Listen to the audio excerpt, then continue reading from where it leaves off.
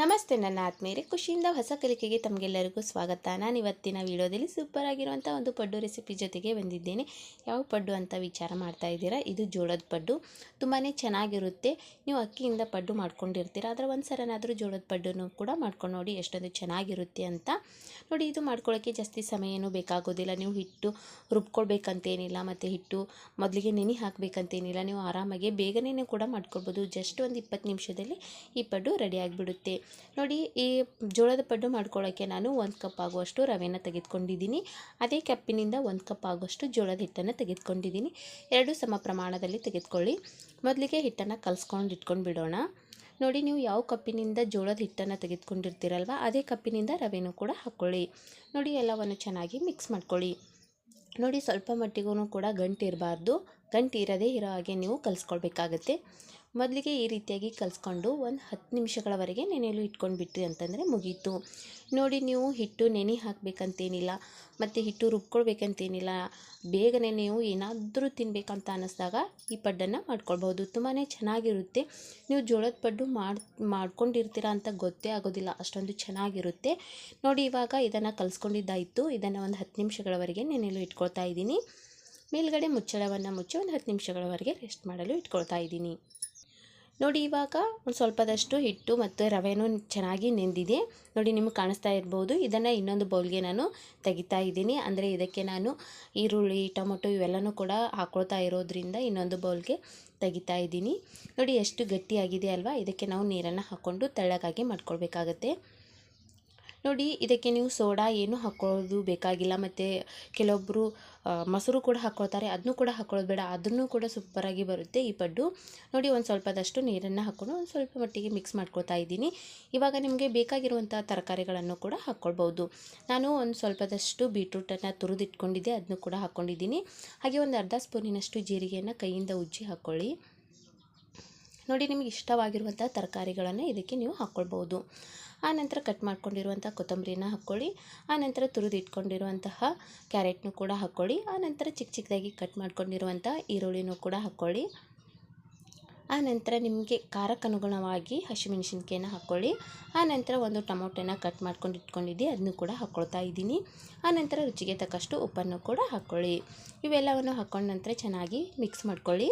ಅಂದರೆ ಎಲ್ಲನೂ ಕೂಡ ಮಿಕ್ಸ್ ಆಗಲಿ. ನೋಡಿ, ನೀವು ಇದನ್ನು ಚೆನ್ನಾಗಿ ಮಿಕ್ಸ್ ಮಾಡ್ಕೊಳ್ಳಿ. ಇನ್ನೂ ಒಂದು ಸ್ವಲ್ಪ ಗಟ್ಟಿ ಅನ್ನಿಸ್ತು, ಅದಕ್ಕೆ ನಾನು ನೀರನ್ನು ಹಾಕ್ಕೊಳ್ತಾ ಇದ್ದೀನಿ. ಇದನ್ನು ನೀವು ಪಡ್ಡು ಯಾವ ರೀತಿಯಾಗಿ ಹಾಕ್ತೀರಲ್ವ, ಆ ಹದದಲ್ಲಿ ಹಿಟ್ಟನ್ನು ರೆಡಿ ಮಾಡ್ಕೊಳ್ಬಿಡಿ. ನೋಡಿ, ನೀವು ರವೆ ಹಾಕಿರೋದ್ರಿಂದ ಮಿಕ್ಸಿಗೆ ಹಾಕ್ಕೋಬೇಕಂತೇನಿಲ್ಲ, ಹಾಗೆಯೇ ಮಾಡ್ಕೊಳ್ಬೋದು. ತುಂಬ ಚೆನ್ನಾಗಿ ಬರುತ್ತೆ ಈ ಜೋಳದ ಪಡ್ಡು. ನೋಡಿ, ಇವಾಗ ಹಿಟ್ಟು ಕರೆಕ್ಟಾಗಿ ರೆಡಿಯಾಗಿದೆ. ನೋಡಿ, ಈ ರೀತಿಯಾಗಿದ್ದರೆ ಸಾಕು. ಹಾಗೆ ಈ ಕಡೆ ನಾನು ಪಡ್ಡಿನ ಮಣೆಯನ್ನು ಇಟ್ಕೊಂಡಿದ್ದೆ, ಅದಕ್ಕೆ ಒಂದು ಸ್ವಲ್ಪದಷ್ಟು ಎಣ್ಣೆಯನ್ನು ಹಾಕ್ಕೊಳ್ತಾ ಇದ್ದೀನಿ.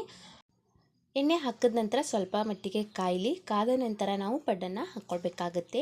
ಈ ಜೋಳದ ಪಡ್ಡು ಏನಿರುತ್ತಲ್ವ, ತುಂಬಾ ಚೆನ್ನಾಗಿರುತ್ತೆ. ಟೇಸ್ಟು ಕೂಡ ಸೂಪರಾಗಿರುತ್ತೆ. ನಾವು ಎಲ್ಲ ತರಕಾರಿಗಳನ್ನು ಕೂಡ ಬಳಸಿರ್ತೀವಿ.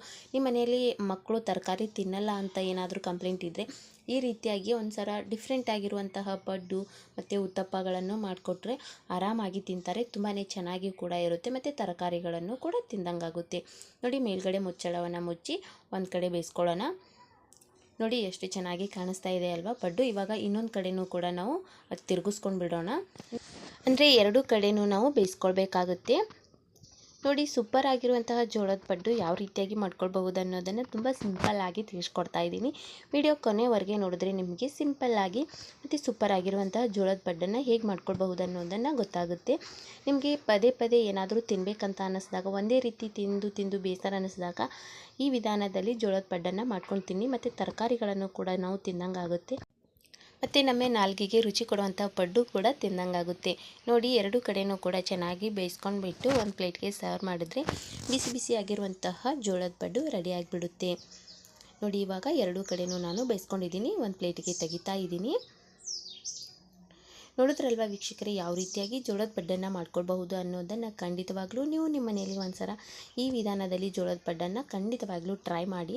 ನೋಡಿ, ಮತ್ತೆ ಯಾವ ರೀತಿಯಾಗಿ ಹಾಕ್ಕೊಳ್ಬಹುದು ಅನ್ನೋದನ್ನು ತೋರಿಸ್ತಾ ಇದ್ದೀನಿ. ಒಂದು ಸ್ವಲ್ಪದಷ್ಟು ಎಣ್ಣೆನ ಹಾಕ್ಕೊಳ್ಳಿ, ಜಾಸ್ತಿ ಎಣ್ಣೆಯನ್ನು ಹಾಕ್ಕೊಳ್ಳೋದು ಬೇಡ.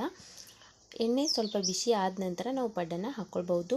ನಾವು ಮೆಣಸಿನ್ಕಾಯಿನ ಉದ್ದುದ್ದಾಗಿ ಕಟ್ ಮಾಡ್ಕೊಂಡು ಹಾಕ್ಕೊಂಡಿದ್ದೀನಿ. ಯಾಕಂತಂದರೆ ಮಕ್ಕಳು ತಿನ್ನುವಾಗ ಮೆಣಸಿನ್ಕಾಯಿ ಬಾಯಲ್ಲಿ ಸಿಗುತ್ತೆ, ಅದಕ್ಕೋಸ್ಕರ ಉದ್ದುದ್ದಾಗಿ ಕಟ್ ಮಾಡ್ಕೊಂಡು ಇಟ್ಕೊಂಡ್ರೆ ಅದು ನಾವು ತೆಗೆದು ಹಾಕ್ಕೊಳ್ಳೋಕ್ಕೆ ಈಸಿ ಆಗುತ್ತೆ ಅನ್ನೋದಕ್ಕೋಸ್ಕರ ನಾನು ಉದ್ದುದ್ದಾಗಿ ಕಟ್ ಮಾಡ್ಕೊಂಡು ಹಾಕ್ಕೊಂಡಿದ್ದೀನಿ. ನೀವು ಬೇಕು ಅಂತಂದರೆ ಚಿಕ್ಕ ಚಿಕ್ಕದಾಗಿಯೂ ಕೂಡ ಕಟ್ ಮಾಡ್ಕೊಂಡು ಹಾಕ್ಕೊಳ್ಬೋದು. ನೋಡಿ, ಇವಾಗ ಒಂದು ಸೈಡಿನಲ್ಲಿ ಬೆಂದಿದೆ, ಇನ್ನೊಂದು ಸೈಡಿನಲ್ಲೂ ಕೂಡ ನಾವು ಬೇಯಿಸ್ಕೊಳ್ಳೋಣ. ಎರಡೂ ಕಡೆಯೂ ಕೂಡ ನಾವು ಬೇಯಿಸ್ಕೊಳ್ಬೇಕಾಗುತ್ತೆ. ನೋಡಿ, ಒಂದು ಸ್ವಲ್ಪನೂ ಕೂಡ ಪಡ್ಡಿನ ಮನೆಗೆ ಅಂಟ್ಕೊಳ್ತಾ ಇಲ್ಲ. ಆರಾಮಾಗಿ ನಾವು ಪಡ್ಡನ್ನು ಹಾಕ್ಕೊಳ್ಬೋದು. ತುಂಬಾ ಸುಲಭವಾಗಿ ಮಾಡ್ಕೊಳ್ಬೋದು ಈ ಪಡ್ಡು. ನೋಡಿ, ಎರಡೂ ಕಡೆಯೂ ಬೇಯಿಸ್ಕೊಂಡ ನಂತರ ಮತ್ತೆ ಪ್ಲೇಟ್ಗೆ ತೆಗೆಯಿದ್ರೆ ಮುಗೀತು. ಸೂಪರ್ ಆಗಿರುವಂತಹ ಜೋಳದ ಪಡ್ಡು ರೆಡಿಯಾಗಿಬಿಡ್ತು. ನೋಡಿದ್ರಲ್ವ ವೀಕ್ಷಕರೇ, ಯಾವ ರೀತಿಯಾಗಿ ಜೋಳದ ಪಡ್ಡನ್ನು ಮಾಡ್ಕೊಳ್ಬಹುದು ಅನ್ನೋದನ್ನು. ಹೊಸದಾಗಿ ಏನಾದರೂ ಟ್ರೈ ಮಾಡಬೇಕು ಅಂತ ಅನ್ನಿಸ್ದಾಗ, ತರಕಾರಿಗಳನ್ನು ಉಪಯೋಗಿಸಿ ಮಾಡ್ಕೊಳ್ಬೇಕು ಅಂತ ಅನ್ನಿಸ್ದಾಗ ಈ ರೀತಿಯಾಗಿರುವಂಥ ಜೋಳದ ಪಡ್ಡನ್ನು ಕೂಡ ನೀವು ಒಂದ್ಸಲ ಟ್ರೈ ಮಾಡಿ. ಮನೆಯಲ್ಲಿ ಎಲ್ಲರೂ ಕೂಡ ಇಷ್ಟಪಟ್ಟು ತಿಂತಾರೆ ಅಂತಲೇ ಹೇಳ್ಬೋದು. ನೋಡಿ, ನಾವು ಬೀಟ್ರೂಟ್ ಹಾಕಿರೋದ್ರಿಂದ ತುಂಬಾ ಚೆನ್ನಾಗಿ ಕಲರ್ ಬಂದಿದೆ. ಈ ಕಲರ್ ನೋಡಿದ್ರೆ ಮಕ್ಕಳು ಕೂಡ ಇಷ್ಟಪಟ್ಟು ತಿಂತಾರೆ ಅಂತಲೇ ಹೇಳ್ಬೋದು. ತುಂಬಾ ಚೆನ್ನಾಗಿರುತ್ತೆ. ನೋಡಿದ್ರಲ್ವ ವೀಕ್ಷಕರೇ, ಯಾವ ರೀತಿಯಾಗಿ ಜೋಳದ ಪಡ್ಡನ್ನು ಮಾಡ್ಕೊಳ್ಬಹುದು ಅನ್ನೋದನ್ನು. ನಿಮ್ಮೆಲ್ಲರಿಗೂ ಈ ಪಡ್ಡು ರೆಸಿಪಿನ ಇಷ್ಟ ಆಗಿದೆ ಅಂತ ಹೇಳಿ ಭಾವಿಸ್ತಾ ಇದ್ದೀನಿ. ಹೀಗೆ ಮುಂದಿನ ಹೊಸ ವೀಡಿಯೋದೊಂದಿಗೆ ನಿಮ್ಮ ಜೊತೆಗೆ ಬರ್ತಾ ಇರ್ತೀನಿ. Take care, by. ಖುಷಿಯಾಗಿರಿ, ಸದಾ ಯೋಚಿಸ್ತಾ ಇರಿ. Thank you.